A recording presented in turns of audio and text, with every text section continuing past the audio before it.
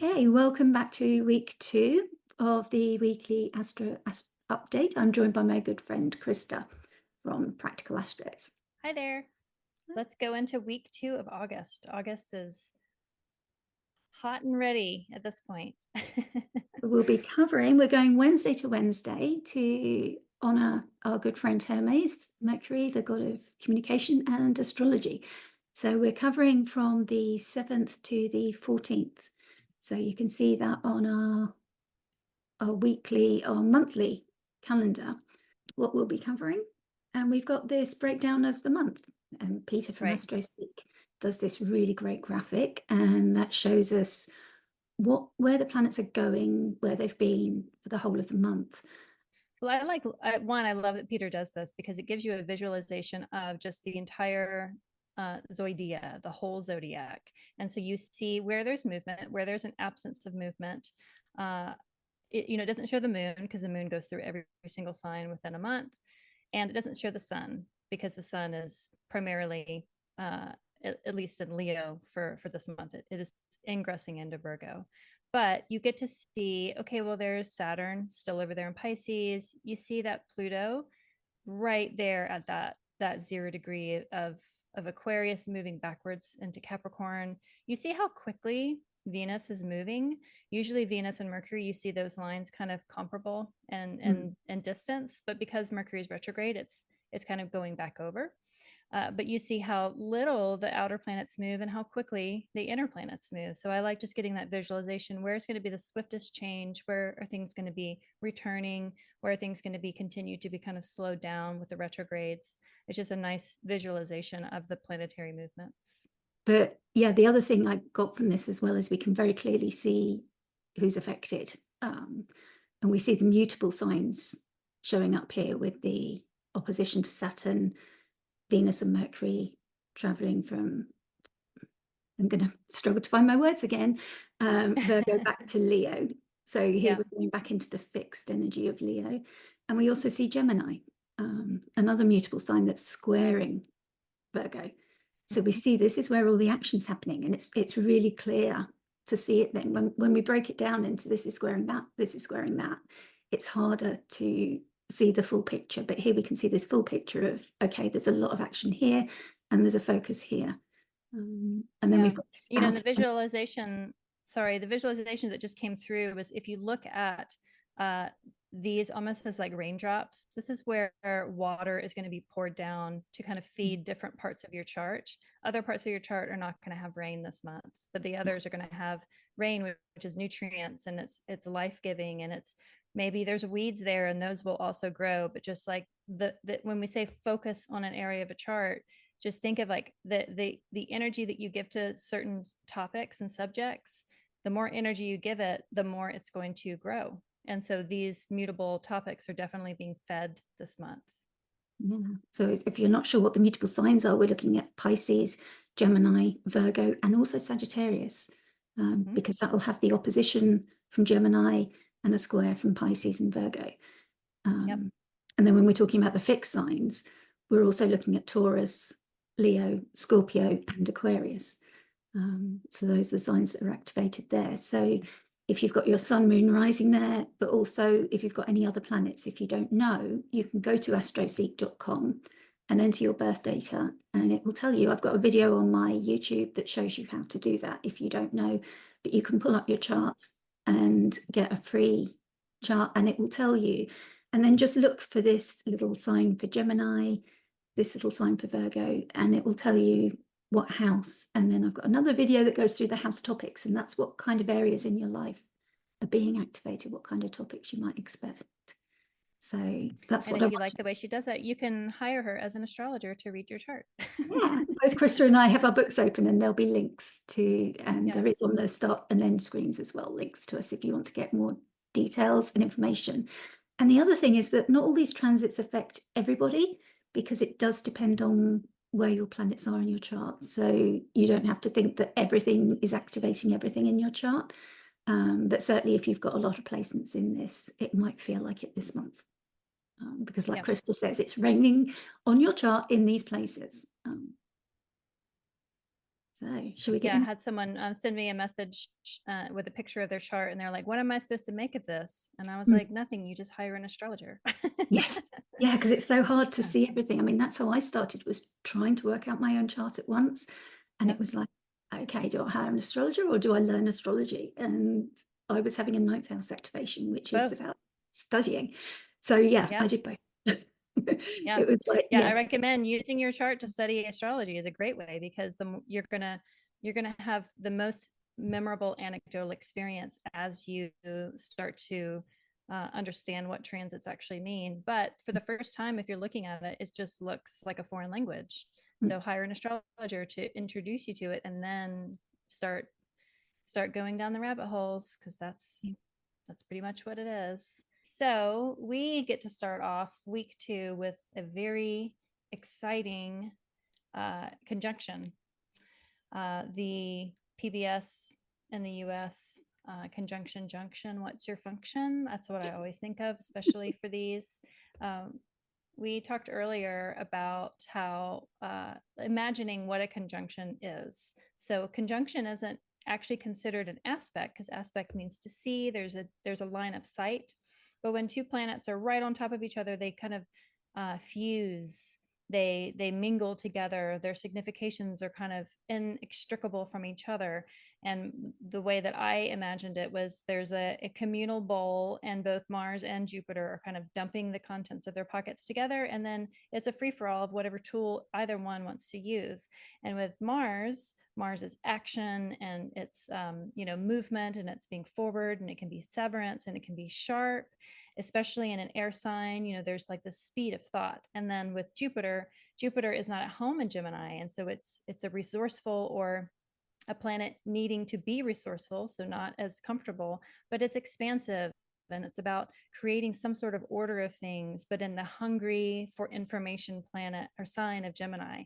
And so we have these two powerhouse planets together, Jupiter and Mars, commingling their significations in Gemini.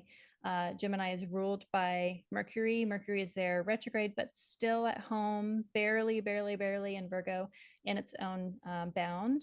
And so there's a line of sight, at least from Mercury there. It's a square by whole sign house, but it can see it. So we start this off Wednesday with Mars Jupiter conjunction. And being a Mars Jupiter conjunct in Hermes's sign native, I can say to you, it's not all bad. It's often pretty exciting. It can be a little bit over the top. It can be unhinged. It can be hard to wrangle, but it is always inspiring, and it is always like it's an endless source of fuel. So what house is Gemini for you? What sort of fuel is going to be ignited? It can be destructive. I mean, Mars is known for being severing, but it doesn't have to be destructive, especially in an air sign. What sort of air themes are going to be coming through, whether it's intellectual or communication or writing, inspiration, ideas. Gemini is a spring sign, so there's a newness, there's a hunger. And so, but it's definitely a loud, sparkly fireworks sort of a transit to start this week. It really is. And it's nice to see it opposite the moon there in Sagittarius, because Yep. I was looking at the archetypes for it, and I've got like this questing energy, where it's because Mars wants to do things and take action, and Jupiter is the planet of like wisdom and faith and belief. So you think of like the Crusades and things like that, where the quest for the Holy Grail or something, where it was like a high-minded idealist quest. And then you've got Sagittarius, which is the sign of the quest of like going on some sort of mission. As long as there's a mission, then Sagittarians are happy, or they're learning, or there's always some goal that they're seeking.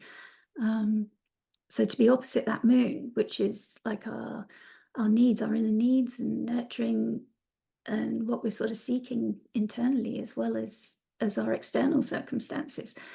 So there's a tension with an opposition, and oppositions are of the nature of Saturn, which can be like asking for time and asking for a balance. But sometimes with that opposition with the moon, it's bringing, okay, is there a difference between what you're inner needs are seeking and what these planets are asking for, and how can you reconcile that balance? It feels like that's what's being asked for. And again, with this conjunction, I think of like, I'm a childless cat lady myself, so I don't have teenagers or whatever, but I have had a long-term partner with children, and I've got nephews, and I know that if you're sat side by side in the car with them, they'll open up a lot more, and you'll get to the heart of whatever's bothering them, which you often won't do if you sit across the table eye to eye and say, what's up? But often, Great point.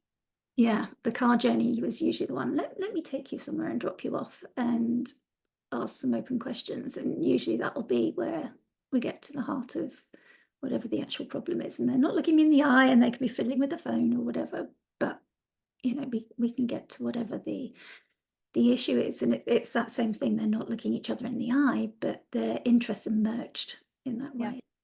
And it's the start of a new cycle again. We're not getting to that waxing point of something growing. We can't see what it is yet, but something's definitely beginning, and it's like really interesting to have that moon in the exact opposition with it.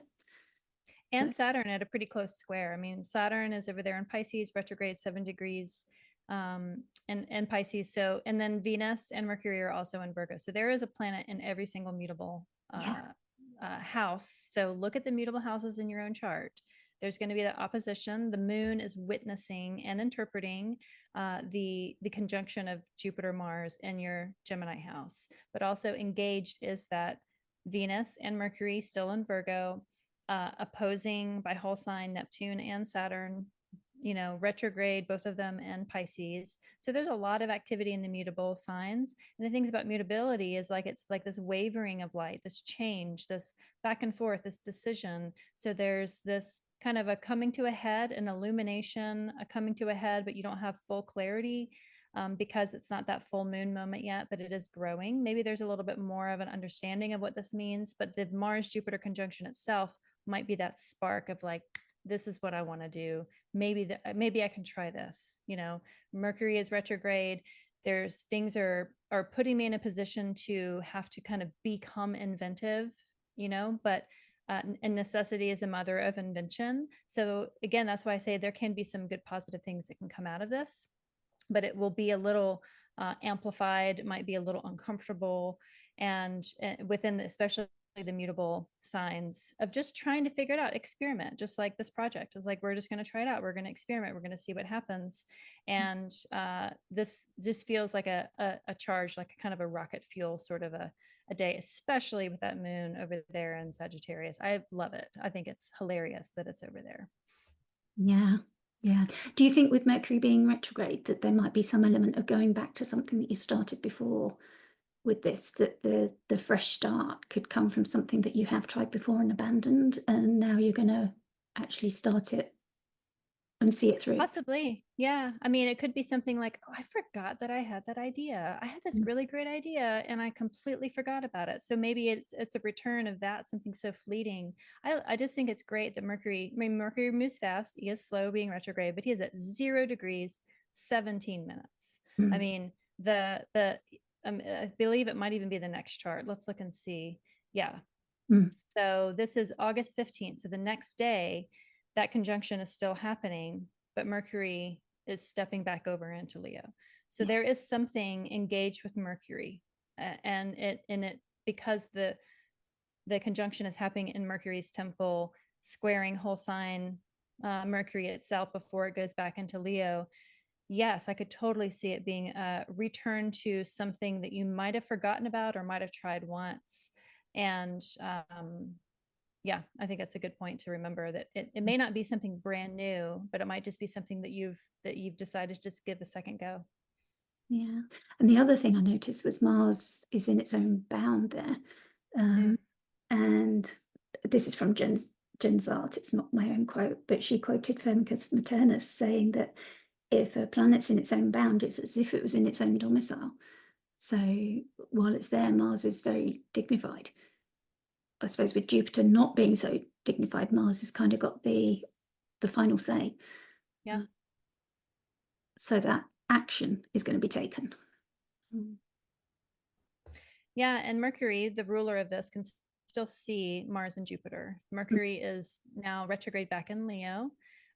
It has lost dignity. It is now combust because it is 7 degrees away from the sun. So it's being burned up, but it is in its own bound and decan of that last degree of Leo. And it can see that the whole sign house of Gemini through a sextile aspect now, as opposed to a square. So while it's lost dignity by sign, it has kind of it does start to feed into that, like, there's something I want to try. I want to try it again. And maybe this time I have a different idea. So the sextile, even though it's that looking back through the retrograde action, sextile towards that of like, let's try something different and see if that works. And sextiles are kind of a hopeful aspect of like, let's see if we can work together. And maybe it won't work, maybe it will, but experiment. It's a nice experimental transit, because this is still happening. I mean, it's just over a period of a few hours, right in the middle of the month. And I think it's funny that they're right there at the middle of degree. The moon, if we go back to the moment it happened, they're at 16 degrees, Venus is at 11, Saturn is at 17, the moon is at 15. They're all right smack in the middle of the mutables. So it's like they're all at their own crossroads at one big crossroads together. So it's like, what are you going to choose, mutables? Like, I know that's kind of like the Achilles heel for a mutable sign, is like, here's 2 options. You have to take one. There's not a third, and you have to make this decision. The moon is there. The moon in an adventurous, brave, mission-driven sign of Sagittarius. It's like, just be bold. Fortune favors the bold. So maybe that's what this day will kind of call for all of us. And that concludes the middle week of August. Yeah. Thank you so much for joining us for the weekly forecast. You can find more information about Christa and practicalastros.com. You can go to her Twitter, Instagram, and Substack. And on Substack, you find her amazing writing.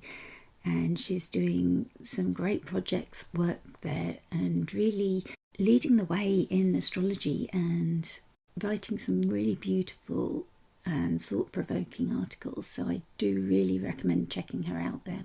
You often hear creators ask you, could you please like and subscribe? And I can't emphasize enough how important it is for small channels. It really does make the difference to allow us to continue to make free content for you, reach the audience that our content is made for. And we can do this with your help if you've enjoyed it. It gives us immediate feedback on what you're enjoying and what you would like more of. It doesn't cost you anything, and it's a great way for you to support our work and just let us know that you're enjoying what we're doing. So if you have enjoyed this content through to the end and you'd like us to keep making it and make more of it, that's a great way for you to let us know. So wherever you're watching this, please do give us a thumbs up and give us your support. And we really appreciate it. Thank you so much.